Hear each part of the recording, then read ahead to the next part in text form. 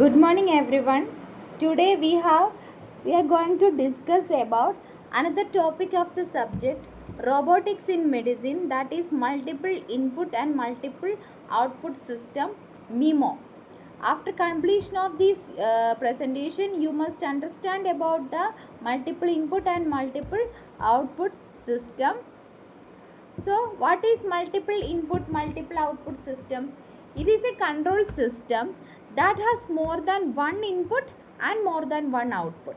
In this, each input can affect one or more output, and each output depends on several input. Because of this interaction between inputs and output, the analysis become more complex than single input single output, that is CISO system. So that is main input control many input control many output at the same time.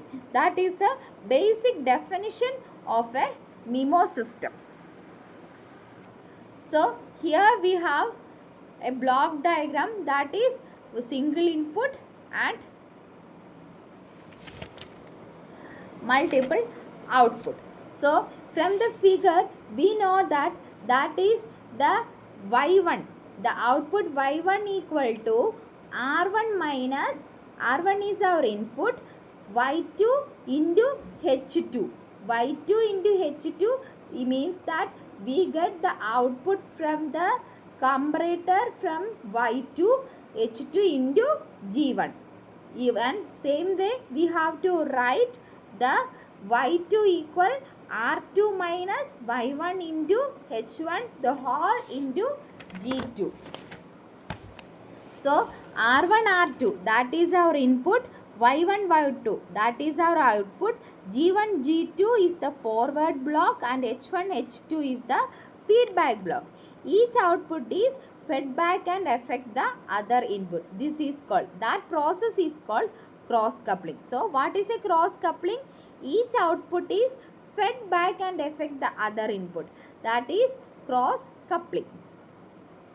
So for the first equation, that is r1 minus y1, for the first equation y1 equal to r1 minus y2 into h2 the fall into g1.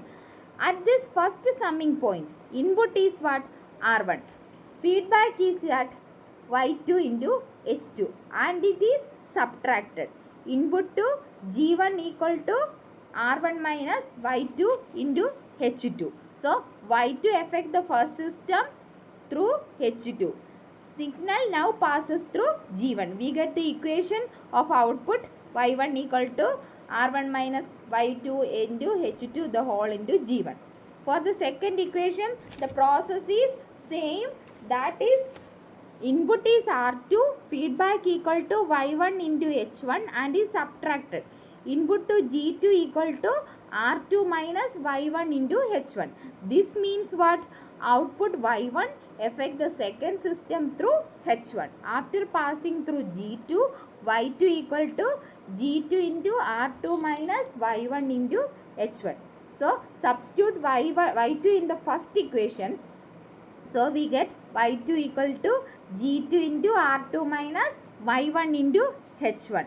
That is y1 equal to g1. We have the equation for y1 equal to g1 into r1 minus y2 h2. So we have to substitute y1 to this equation and we have to expand the terms. We get the equation for y1 and now distribute g1 through all the equation.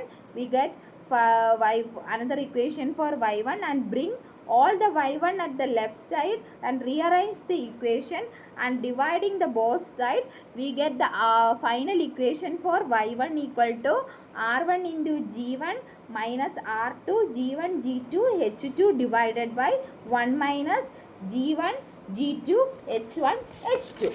At the same way we have to do it for y2. Start with y2 equal to g2 into r2 minus y1 h1. So substitute y1 into y2. We have to expand the terms, distribute g2 and collect y2 in same side and factor y2. We get the equation for y2 equal to R2 into G2 minus R1 G1 G2 H1 divided by 1 minus G1 G2 H1 H2. So define a common factor. Let K equal to 1 minus G1 G2 H1 H2. So we have to remove the term by using K.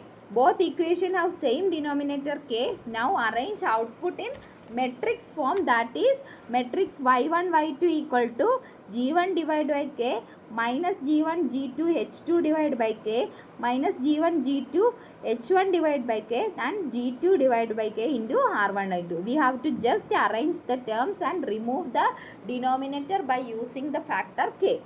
Each output depend on both inputs k shows coupling coefficient.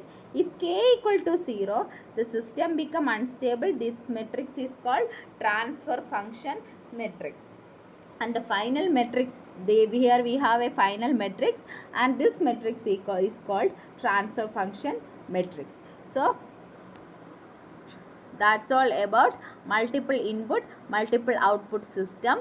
Hope all of you understood about. That's all. Thank you.